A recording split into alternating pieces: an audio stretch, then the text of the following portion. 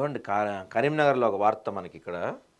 కరీంనగర్ దగ్గనవాడి ప్రభుత్వ పాఠశాలలో గుడ్డు లేకుండా భోజనం, మధ్యాహ్నం గుడ్డు లేని భోజనం, ధర పెరగడంతో సాధ్యం కాదంటున్న కార్మికులు, విద్యార్థులకు పౌష్టికాహారం కరువు.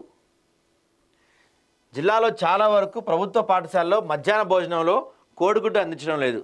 విద్యార్థులకు పౌష్టికాహారాన్ని అందించాలనే లక్ష్యంతో వారానికి 3 సార్లు గుడ్డును అందించాలని ప్రభుత్వం నిర్ణయించింది. అయితే కొన్ని రోజులుగా మార్కెట్లో వాటి ధరలను పెంచడం, ప్రభుత్వం అందించే బిల్లులు వాటి ధర కంటే తక్కువగా ఉండటం, మధ్యాహ్న భోజనం వంట కార్మికులు నెల రోజులుగా గుడ్డు పెడతలేదంట పిల్లలకు.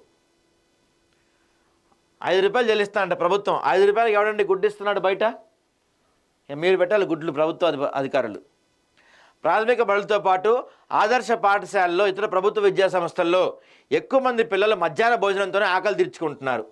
వారానికి 3 సార్లు అందించే కోడిగుడ్ల కోసం ఒక్కోదానికి ప్రభుత్వం 5 రూపాయలు చెల్లిస్తుంది. అయితే నవంబర్ నుంచి మార్కెట్లో గుడ్డు ధర 7 రూపాయలకు చేరింది. దీంతో 2 రూపాయలు అదనపు భారం పడుతుంది. ఓవైపు ఈ విద్యా సంవత్సరం ప్రారంభమైన నాటి నుంచి కోడిగుడ్డు బిల్లులే ఇంతవరకు రాలేదంట.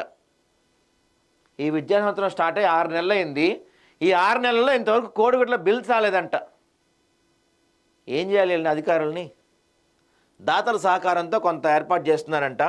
కొన్ని చోట్ల వారానికి ఒకసారి గుడ్డు అందిస్తున్నారు. మరోవైపు ప్రధానోపాధ్యాయులు, ఉపాధ్యాయులు దాతల సహకారంతో మరికొన్ని పాఠశాలలు అందిస్తున్నారు. ప్రతి శుక్రవారం భోజనంతో పాటు గుడ్డును విద్యార్థులకు అందించాల్సి ఉండగా కరీంనగర్లోని రామ్నగర్, మంకమ్మ తోట, ధన్కర్వాడి ప్రభుత్వ పాఠశాలలో గత నెల నుంచి పెట్టడం లేదని వంట కార్మికులు తెలిపారు.